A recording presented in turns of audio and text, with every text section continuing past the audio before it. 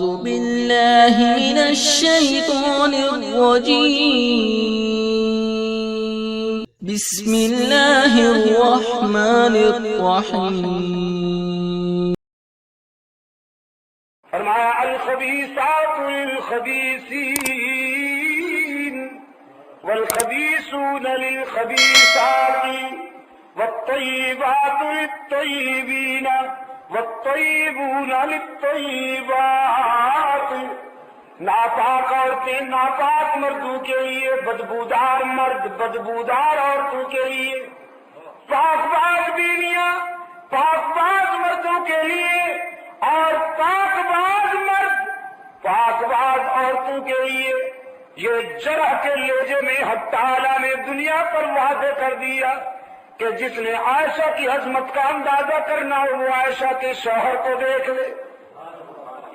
خاتون اول حضرت خدیجہ الکبریٰ رضی اللہ تعالی عنہا، جو رسول اکرم کے ازدواجی زندگی کا پہلا رابطہ،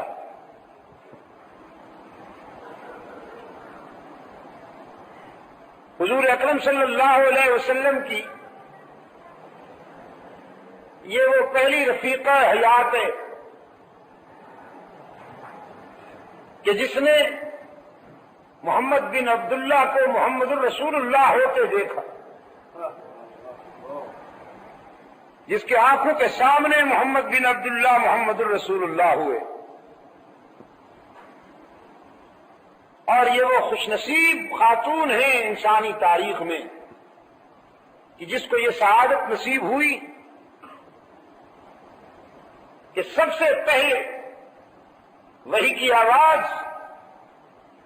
اللہ کے رسول نے سنی، اور پھر رسول کی زبان سے سب سے پہلے وہی حضرت خدیجہ الکبریٰ رضی اللہ تعالی عنہ کے کانوں نے سنی. جناب خدیجہ رضی اللہ تعالی عنہ کا ازدواجی مرحلہ رسول اکرم صلی اللہ علیہ وسلم کے ساتھ بڑا تاریخ ساز ہے اور اسلام کے دور اساسی کا یادگار زمانہ ہے. رحمت عالم صلی اللہ علیہ وسلم جب دل گرفتہ ہو کے آتے تو خدیجہ حضرت آقا نامدار صلی اللہ علیہ وسلم کے حوصلہ افزائی کرتی، رسول اکرم صلی اللہ علیہ وسلم کے دکھوں میں شریک رہتی، اور جھولیاں بھر بھر کے خدیجہ نے رسول اللہ کے مشن پر اپنا سب کچھ لٹایا. اور جب خدیجہ الکبریٰ رضی اللہ تعالی عنہا نے اس دنیا کو خیر باد کہا اور حضور کی ازدواجی زندگی تنہائی کا شکار ہوئی تو افسردہ رہنے لگے. پیغمبر کی اس افسردگی کو صدیق جیسا چاہنے والا عاشق کب برداشت کر سکتا؟ ابو بکر نے اس افسردگی کا علاج یہ کیا کہ اپنی لخت جگر رسول اللہ کے قدموں پہ قربان کر دی، اور جناب عائشہ محمد عربی کی آبرو بن گئی.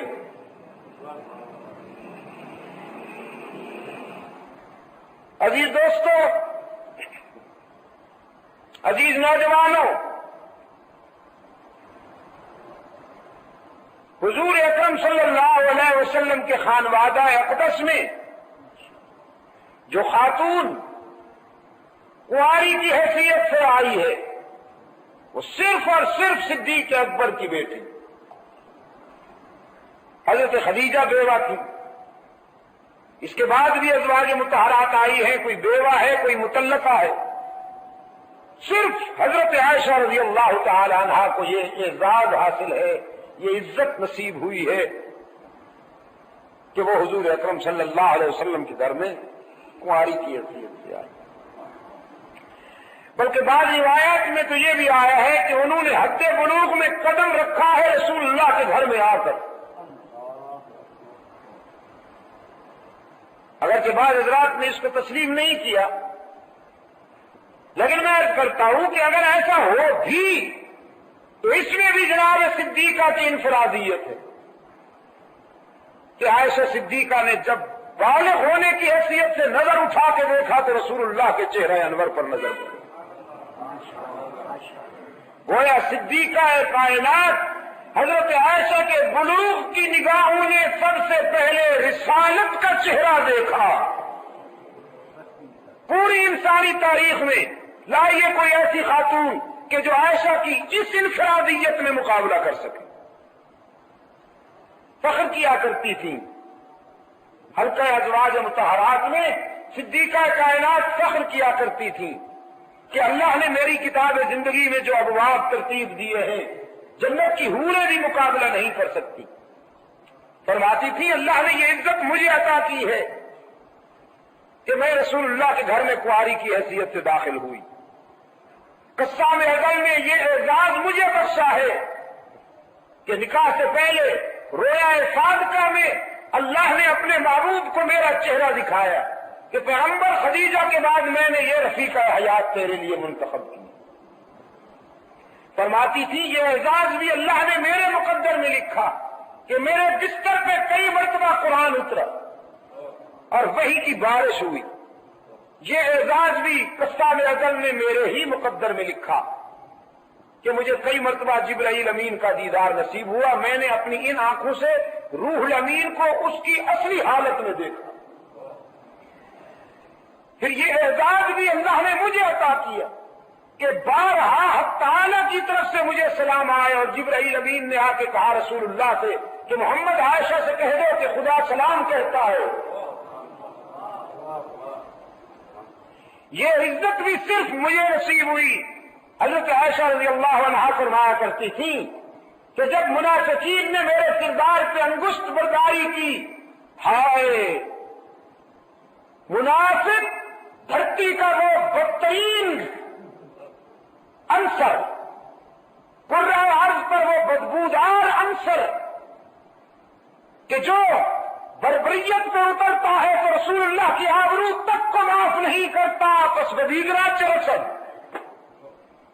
بدیگرہ چرسد عائشہ جیسی پاک باز بے داغ اور رشک حوران ارم جب اس کے بے داغ دامن پر منافق نے انگشت برداری کی ہے تو کوئی اور یہ توقع کیوں کرتا ہے کہ وہ منافقین کی چیرہ دستی سے محفوظ رہ سکے گا. فرمایا کرتی تھی کہ جب منافقین نے میرے کردار پر انگشت برداری کی تو وحی کے کٹہرے میں قرآن نے میرے حق میں صفائی دی اور اللہ میرا وکیل صفائی بن گیا. اور یہ بھی آپ کے لیے آپ کی معلومات میں اضافہ کرے گی بات، اگرچہ آپ اس کو یاد نہیں رکھیں گے، کہ قرآن کریم کی حافظہ تاریخ میں پہلی حافظہ قرآن کریم کی حضرت عائشہ رضی اللہ تعالی عنہا. میرے عزیز دوستو، 2210 حدیثوں کی راویہ ہیں. رسول کی پرسنل لائف کی، حضور کی ذات نجی زندگی کی ترجمانی کرنے والی سیدہ عائشہ ہیں. اور آج ایک دوپہر کی نشست میں میری زبان سے جملہ نکل گیا، اب اسے زندگی بھر دہراؤں گا، اتفاقاً نکل گیا. اور میں سمجھتا ہوں یہ حضرت دین پوری صاحب کی برکت تھی کہ وہ میری زبان سے جملہ نکل گیا. میں نے کہا مردوں سے، آپ بھی ملاحظہ فرمائیے، مردوں میں سے جس شخصیت نے رسول کو قریب سے دیکھا وہ صدیق اکبر ہے، اور عورتوں میں سے جس شخصیت نے رسول کو قریب سے دیکھا وہ صدیق کی بیٹی صدیقہ کائنات حضرت عائشہ رضی اللہ تعالی عنہا ہے. میرے عزیز دوستو، خلوت کے وہ لمحات، خلوت کی وہ تنہائیاں کہ جو روح الامین کو بھی میسر نہ آ سکی وہ صدیق کی بیٹی کو میسر آئی. حضرت عائشہ رضی اللہ تعالی عنہا نے ڈوب کر رسول اللہ کو جو خلوت میں دیکھا ہے کائنات انسانی میں اور کسی نے نہیں دیکھا ہے.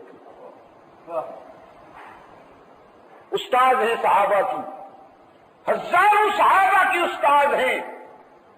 اور اگر آپ اجازت دیں تو کہہ دوں اس میں کوئی مبالغہ نہیں ہوگا کہ شریعت مصطفی کے وہ اساسی زاویے اور وہ اساسی خطوط کہ جن پہ ملی زندگی کی عمارت استوار ہے، اس کی بنیاد رکھنے والے صدیقہ کائنات کے ہاتھ ہیں. جس طرح کے اور صحابہ کرام کے ہاتھ ہیں، نسوانیت کے لیے اس کی بنیاد حضرت عائشہ رضی اللہ تعالی عنہا نے رکھی. تو پھر کیوں اللہ اس عفیفہ کے دفاع میں حساس نہ ہوتا؟ اس عفیفہ کے دفاع میں حق تعالیٰ کیوں حساس نہ ہوتا کہ اس سے ملت کا مستقبل وابستہ تھا، ملت کا مستقبل وابستہ تھا۔ اگر عائشہ کا کردار مجروح ہو جاتا، اگر عائشہ کی حیثیت مجروح ہو جاتی، تو مستقبل کے لیے ملت صحیح راستے کے تشخص میں کبھی کامیاب نہ ہو سکتی۔ منافقین کی بد زبانی کا جواب رسول اللہ صلی اللہ علیہ وسلم کے خدا نے دیا ہے۔ جب مدینہ کے گلی کوچوں میں منافق کہتے پھرتے تھے کہ ابو بکر کی بیٹی کا کردار مشکوک ہے، محمد کی گھر والی کا کردار مشکوک ہے، کہتے تھے ان کی روحانی نسل آج بھی جو خود خاندانی مشکوک النسل ہے، وہ آج بھی سیدہ عائشہ رضی اللہ عنہا کے متعلق یہی خیال رکھتے ہیں۔ بنی مستلق کے غزوہ کے واپسی کے موقع پر حضرت عائشہ رضی اللہ تعالی عنہ فرماتی ہے میری آزمائش اور امتحان کا وقت آ گیا کہ منافقین نے ایک سوچی سمجھی اسکیم کے تحت میرے خلاف پراپگنڈا مہم چلائی۔ میرے آقا سخت ملول و حزین ہو کر گھر تشریف لائے۔ فرماتی ہیں میں نے رسول اللہ کی جبین کو پڑھتے ہی محسوس کر لیا کہ آقا کسی گہرے الم میں، گہرے حزن میں مبتلا ہے۔ فرماتی ہے ہاں رمز شناس نبوت جو ہوئی، میں نے سلام عرض کیا تو رسول اللہ نے چہرہ پھیر لیا۔ حضرت عائشہ دوڑتی ہوئی اس طرف آ گئی جس طرف حضور نے چہرہ پھیرا تھا، پھر رہی طلب نگاہوں سے آقا کی طرف دیکھتے ہوئے سلام عرض کیا تو حضور نے انتہائی غم و حزن کی کیفیت میں چہرہ دوسری طرف پھیر لیا۔ سیدہ عائشہ فرماتی ہے میری سمجھ میں نہیں آ رہا تھا کیا معاملہ ہے، تو پھر رسول اللہ صلی اللہ علیہ وسلم کی خاموش نگاہوں نے مجھے بہت کچھ سمجھا دیا، اور میں نے اپنے آقا سے اجازت چاہی، اگر آپ اجازت دیں تو اپنے ابا کے گھر چلی جاؤں۔ فرماتی ہیں خیال تھا کہ وہاں جا کے معلوم کروں گی کیا صورتحال ہے، میرے آقا کیوں محزون اور پریشان ہیں۔ حضور اکرم صلی اللہ علیہ وسلم نے سکوت اختیار فرمایا۔ صدیقہ سمجھ گئی کہ اجازت ہو گئی، گھر تشریف لاتی ہے، لیکن فرماتی ہے یہاں آتے ہی میں نے منظر دیکھا کہ ابا جان بھی قرآن کریم کی تلاوت کرتے ہوئے اشک بہا رہی، اور ماں تو رو رو کر نڈھال ہو چکی ہے۔ میں نے باپ سے بھی پوچھا، ماں سے بھی پوچھا کہ میرے آقا کیوں محزون ہیں، وہ بولے تو کچھ نہیں، لیکن برستی ہوئی آنکھوں سے بتا دیا کہ ہم کب خوش ہیں، لیکن صورتحال کا پتہ نہ چلا۔ فرماتی ہے پھر مجھے ام مصطح کی زبانی صحیح صورتحال معلوم ہوئی کہ منافقین نے میرے خلاف انتہائی گھنانا الزام لگایا ہے۔ تو حضرت عائشہ فرماتی ہیں فرتے احساس میں حدت میں مبتلا ہو گئی، مجھے بخار ہو گئے، مصلی اٹھا کر گھر کے اس حصہ میں تشریف لے جانے لگی جس حصہ میں مکمل تنہائی اور خاموشی تھی۔ والدہ نے اپنی بیٹی کو گھر کے کونے کی طرف جاتا دیکھا تو گھبراتی اٹھی کہ کہیں بیٹی میری اپنی جان نہ لے لے، کوئی سنگین فیصلہ نہ کر ڈالے۔ غمزدہ ماں نے حضرت عائشہ سے پوچھا بیٹی کہاں جاتی ہو؟ صدیقہ کائنات نے فرمایا بیٹی اماں جان آپ آرام سے بیٹھے رہیے، ہائی کورٹ ناراض ہو گیا ہے، میں ذرا سپریم کورٹ کا دروازہ کھٹکھٹانے جا رہی ہوں، میں اس کے در پہ اپیل کرنے جا رہی ہوں جہاں کسی کی اپیل رائے گاہ نہیں جاتی۔ فرماتی ہے مصلی بچھا کر سر بسجود ہو گئی اور رب العالمین کے حضور آنسو کی برسات میں التجا کی۔ او مظلوموں کے دستگیر، او مجبوروں کے مشکل کشا، او کمزوروں کا ساتھ دینے والے داتا، تو نے یوسف پر لگائے جانے والے الزام الزام کی صفائی کے لیے اعلان کیا، تو نے موسیٰ پر لگائے جانے والے الزام کی برات کا اہتمام کیا، تو نے مریم پر لگائے جانے والے الزام کی صفائی کا اہتمام کیا، تو پھر دیکھ آج تیرے محبوب کی حمیرہ بھی اشک بار آئی ہے۔ آج میں بھی روتی ہوئی تیرے در پہ حاضر ہوں، اور اس وقت تک سر نہیں اٹھاؤں گی جب تک میرے الزام کی برات کا اعلان نہ ہو جائے گا۔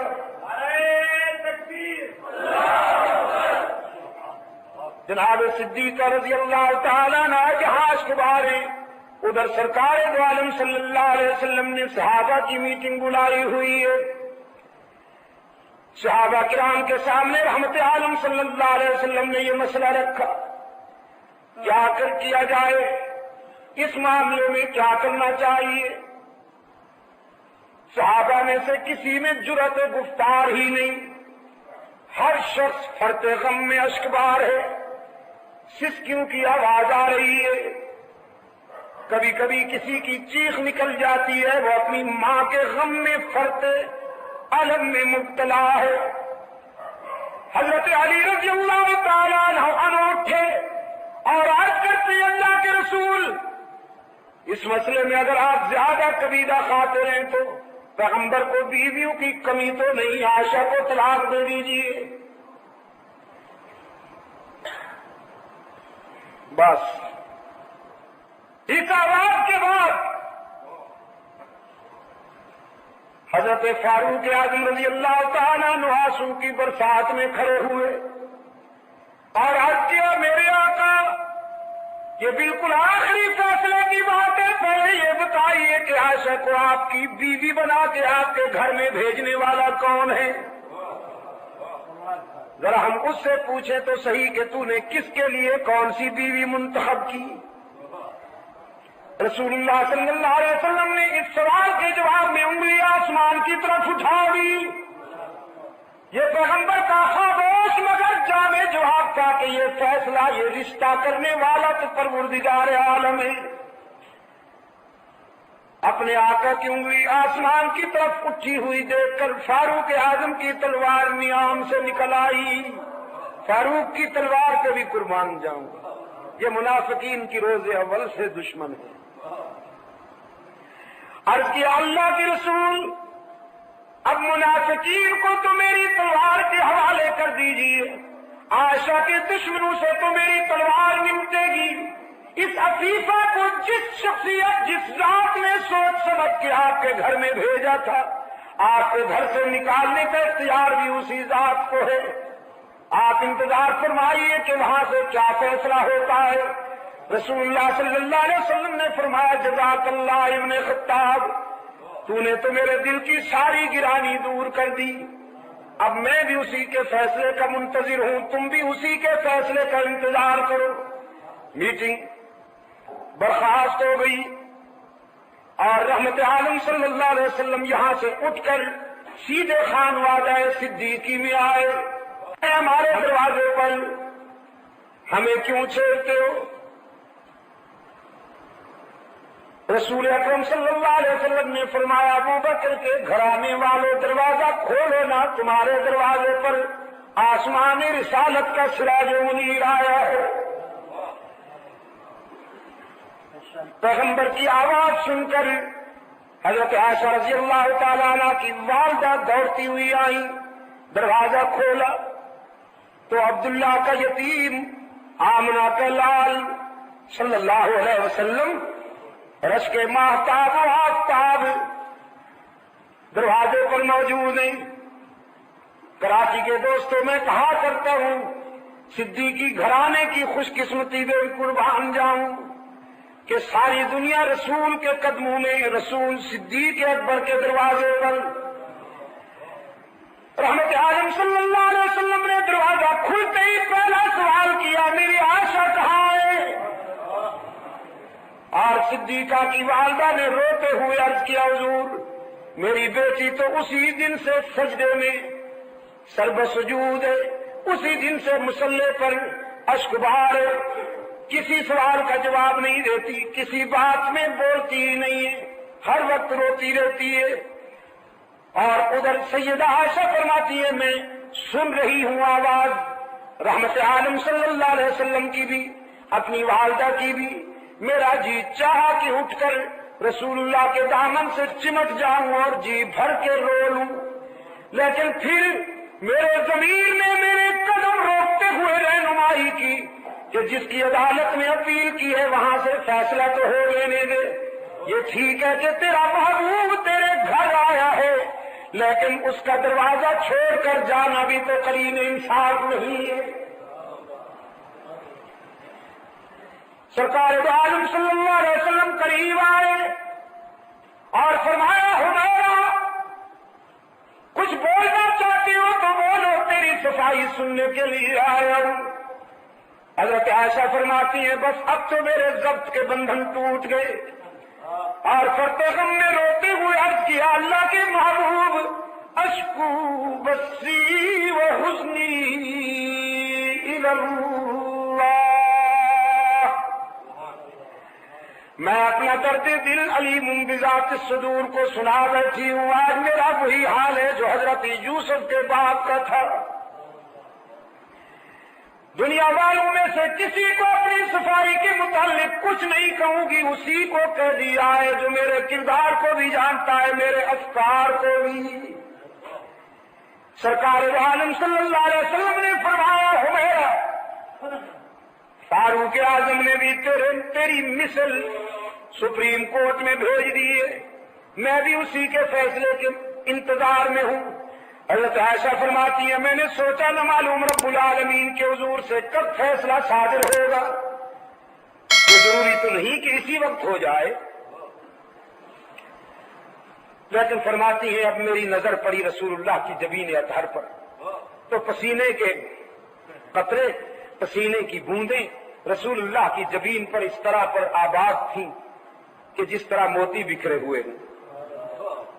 رحمت عالم صلی اللہ علیہ وسلم کے جسد اطہر پر وہ حسین کپ کپی طاری ہو گئی جو وحی کے وقت ہوا کرتی تھی، اور محبوب کبریا نے چادر تان لی. فرماتی ہیں میں کانپتے ہوئے اٹھ بیٹھی، سمجھ گئی کہ رابطہ قائم ہو گیا ہے، کال مل گئی ہے. ادھر عائشہ کی والدہ بھی قریب آ گئی.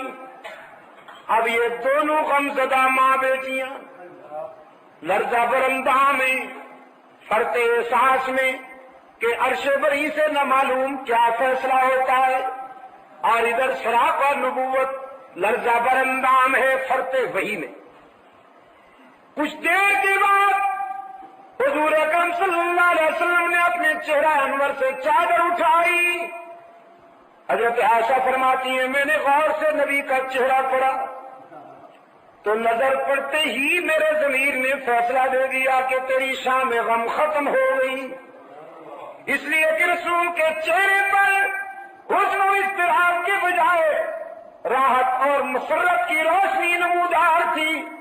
چادر سے رسول اللہ کا چہرہ یوں نمایاں ہوا، یوں باہر آیا جیسے بادلوں کی گھٹا سے 14ویں کا چاند نکل آتا ہے. اور سرکار عالم صلی اللہ علیہ وسلم نے فرمایا بنت صدیق ابو بکر کی بیٹی میں تجھے خوشخبری سناتا ہوں کہ عرش بری سے تیری تطہیر کا اعلان ہو گیا، حق تعالی نے تیری برات کا اعلان کر دیا. فرماتی ہے میں نے سوچا کہ اللہ نے اپنے محبوب کے دل میں میری برات القاء کر دی ہوگی. یہ تو مجھے خیال بھی نہیں تھا کہ میری برات میں اور میرے دفاع میں پوری سورت نازل ہوئی ہے اور 18 آیتیں اتری. اب رسول اکرم صلی اللہ علیہ وسلم کی زبان پر قرآن کریم کی آیات مچلنے لگی. فرمایا الخبیثات للخبیثین والخبیثون للخبیثات والطیبات للطیبین والطیبون للطیبات. ناپاک عورتیں ناپاک مردوں کے لیے، بدبودار مرد بدبودار عورتوں کے لیے، پاک باز بیویاں پاک باز مردوں کے لیے، اور پاک باز مرد پاک باز عورتوں کے لیے. یہ جرح کے لہجے میں حق تعالیٰ نے دنیا پر واضح کر دیا کہ جس نے عائشہ کی عظمت کا اندازہ کرنا ہو وہ عائشہ کے شوہر کو دیکھ لے. جس کا شوہر محمد عربی جیسا معصوم ہو اس کی گھر والی عائشہ جیسی محفوظ کیوں نہ ہو. اور پھر ایز اے جج حق تعالیٰ نے فیصلہ صادر فرمائے اولئک مبرؤون مما یقولون. میں فیصلہ دیتا ہوں کہ تیری آبرو کا دامن گناہ کی آلودگیوں سے پاک ہے. لیکن خداوندہ منافقین قسمیں کھاتے ہیں لمبی لمبی قسمیں. رب کائنات نے فرمایا لا تطع کل حلاف مہین ہماز مشاء بنمیم مناع للخیر معتد اثیم عتل بعد ذلک زنیم. جلال خداوندی کا کوئی ٹھکانہ ہے, کوئی حد ہے؟ جناب عائشہ کے معاملے میں خدا جیسی حوصلہ مند ذات بھی جلالی ہو گئی. رب العالمین نے عائشہ کے دشمنوں پر 10 سنگین جملے, سخت جملے حضرت صدیقہ رضی اللہ تعالی عنہ کے دشمنوں کے متعلق ارشاد فرمائے کہ آپ ان قسمیں کھانے والے کذابوں کی بات پر اعتماد نہ کیجیے. یہ بدبخت خیر سے روکنے والے ہیں, شر کے نمائندہ ہیں, ذوالوجہین ہیں, ان کی زبان اور قلب میں فاصلے ہیں. یہ ازلی بد نصیب ہیں, برائی کے نقیب ہیں, شر کے علمبردار ہیں. اور حد ہو گئی خدا کے جلال کی کہ رب العالمین نے فرمایا ان کی نسل ہی صحیح نہیں. جو عائشہ پر انگلی اٹھاتے ہیں ان کی تو نسل ہی صحیح نہیں ہے, تو جو نسل کے صحیح نہ ہوں ان کی بات پر کیسے اعتماد کیا جائے؟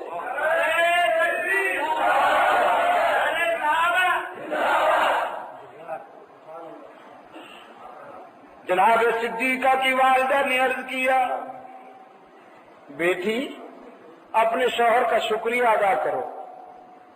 حضرت عائشہ فرماتی ہے پتہ نہیں آج مجھے کیا ہو گیا, میں نے ماں سے کہا ان کا شکریہ ادا کروں جن کے گھر سے روٹی ہوئی آئی تھی. اب مجھے اس کا شکریہ ادا کر لینے دے جس نے میرے آنسو اپنے دامن رحمت سے پوچھ لیے. سجدے میں چلی گئی اور عرض کیا میرے معبود تجھ سے محمد جدا نہیں ہوگا. جب اس دنیا سے رخصت ہوگا تو تیری گود سے روانہ ہوگا, پھر تیرے حجرے میں دائمی بسیرا کر لے گا, اور جب حشر میں رسول اللہ اٹھیں گے تو اپنے آقا کی انگلی پکڑ کر حشر میں اٹھے. میرے عزیز دوستو, اس انفرادیت میں بھی جناب صدیقہ کا کوئی ہمسر نہیں ہے قیامت تک, کہ جب اس کے کردار پر منافقین انگلی اٹھاتے ہیں تو اس کے دفاع میں قرآن بولتا ہے. قرآن کہ تیری پاکیزگی پر نطق فطرت نے شہادت دی, تیری پاکیزگی پر نطق فطرت نے شہادت دی, تجھے عظمت عطا کی عافیت بخشی فضیلت دی, کال کر تیرا رسول اللہ نے رکھا ہے صدیق کال کر تیرا, فقط فرشی نہیں عرشی بھی کرتے ہیں ادب تیرا, اور شرف تیرے دوپٹے نے یہ جنگ بدر میں پایا. غزوہ بدر میں جب اسلامی عسکر کا علمبردار حضرت مصعب بن عمیر شدید گھائل ہو کر گر گئے اور پرچم اسلامی بھی گر گیا, تو رضاکاروں نے اپنے آقا کے حضور عرض کیا کہ اللہ کے رسول پرچم بھی گم ہو گیا ہے، علمبردار بھی زخمی ہو گیا ہے، تو اب فرمائیے کس کپڑے کو اسلام کا پرچم بڑھا کے بلند کیا جائے اور کون اس پرچم کو اٹھائے؟ تو حبیب کبریا صلی اللہ علیہ وسلم خیمے میں تشریف لے گئے۔ تھوڑی دیر کے بعد حضرت عائشہ کی چادر اوڑھنی اور دوپٹہ لائے، فرمایا علی کہاں ہے؟ حضرت علی رضی اللہ تعالیٰ عنہ نے عرض کی اللہ کے رسول حاضر ہوں فرمائیے۔ رحمت عالم صلی اللہ علیہ وسلم نے فرمایا آج کے اس تاریخی مارکے میں، بدر کے اس مارکے میں اب عائشہ کا دوپٹہ اسلام کا پرچم بنے گا، اور اس پرچم کو علی کے ہاتھ بلند کریں گے تاکہ قیامت تک یہ بات واضح ہو جائے کہ عائشہ اور علی میں کوئی فرق نہیں۔ اسی نسبت سے بدر کا غزوہ بھی 17 رمضان کو ہوا، اور حضرت